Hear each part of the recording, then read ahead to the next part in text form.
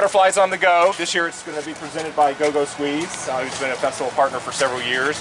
This isn't planned yet because we're waiting. We have to put in all the signage and graphics that WDI is working on, so that'll happen very soon.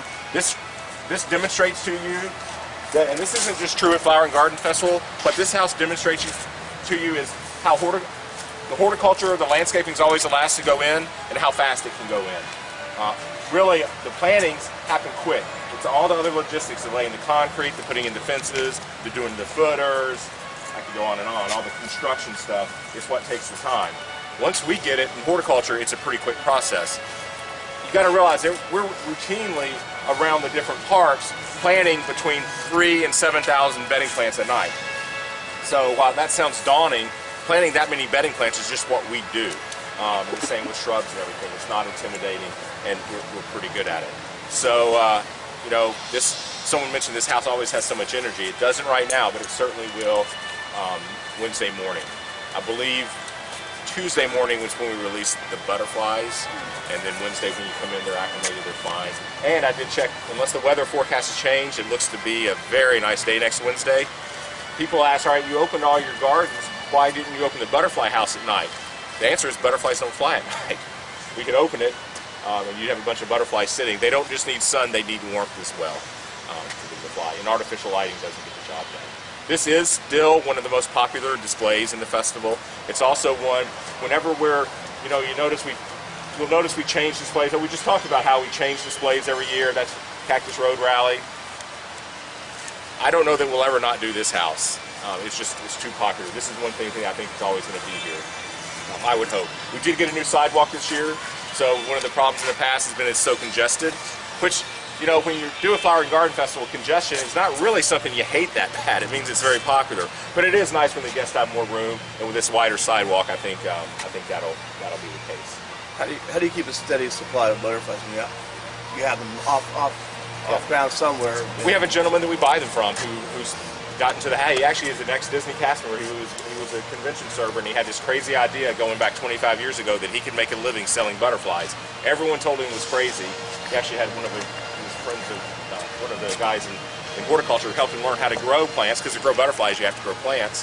Now all I know he has like a 32-foot boat in Daytona, so the butterflies have worked really well for him. And what he'll do is he brings them to us in the chrysalis form. It's actually easier on the butterfly. It's less money.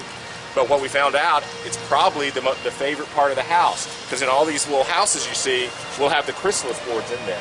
Now butterflies emerge in the morning. Usually by 10, 12 o'clock they're done.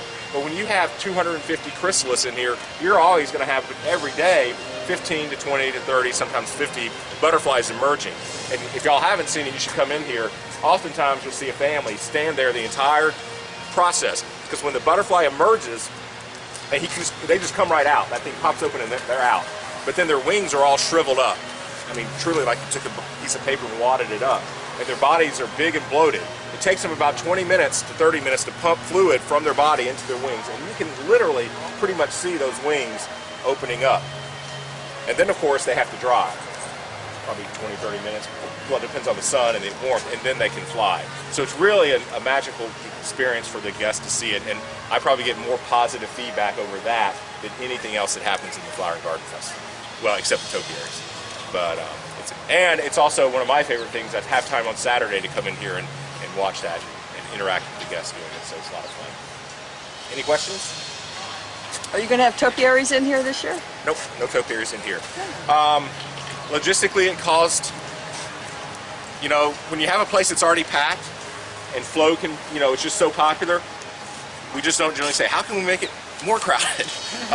And also, it's not a fun experience for the guests to do photo ops if there's that many people, so it really works better. It's a better guest experience to have the topiary in a more open area where you're not having to worry about so many people in the way messing up the shot. Topiaries don't do much for the butterflies either. No, topiaries do nothing for the butterflies. Although we did have Bambi, you know, with a butterfly on his tail, and then we get butterflies landing on that. That was fun. So, any questions? I'm sure you answered this. I don't know. How many butterflies are in here? Well, I mean, we buy probably 500 to 700 a week. I can't tell you how many. Well, actually, more like 1,000 a week. But We get a lot of butterflies. The problem is I can't tell you how many are in here because so many of them escape. Yeah. And we only use native butterflies, and not just only do we use native, we use native from the local area. There is, you know, people will take monarchs, like from one, or not monarchs, but any kind of butterflies from one place to the other. We want to make sure that we're using local butterflies. So when they do escape, they're going out in the environment that they're native to.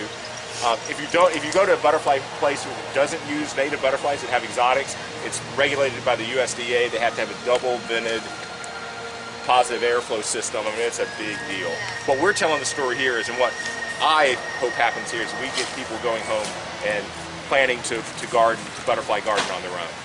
And so what you see here, what you'll see in this garden are not only nectar plants, and so those are the flowers that the butterfly will go to and sip nectar, but also larva plants. And if you want to have a butterfly garden in your own home, if you plant the larva plants, those are the plants that the mama butterflies will lay their eggs on, and they're very specific. Monarchs only lay their eggs on milkweed family. You know, the Zebra longwing only does passion flowers. Passion flowers. So we'll also have larva plants, and then when those baby caterpillars emerge, they will eat those plants, sometimes down to the stem. So you'll see plants in here that are all eaten up, but that's what we want, because that means we're growing our own caterpillars. We're growing our own butterflies. If you come back to the Flower and Garden Festival the last couple of weeks, look up along here, you'll see monarch chrysalis all the way around the aluminate, because they'll crawl up there and form their chrysalis. So we do actually start our own little life cycle going in here in the 75-day period that we have. So with this plant, the cassia, it is obviously a nectar plant because it has flowers, but the cassias are a larva plant for the sulfur yellow butterfly. And so we're trying to tell that story too. There'll be a lot of really cool graphics in here, as well as the Butterflies on the Go graphics, which is, as you know, monarch butterflies are migratory. And they travel, some of them thousands of miles in one season to winter in Mexico.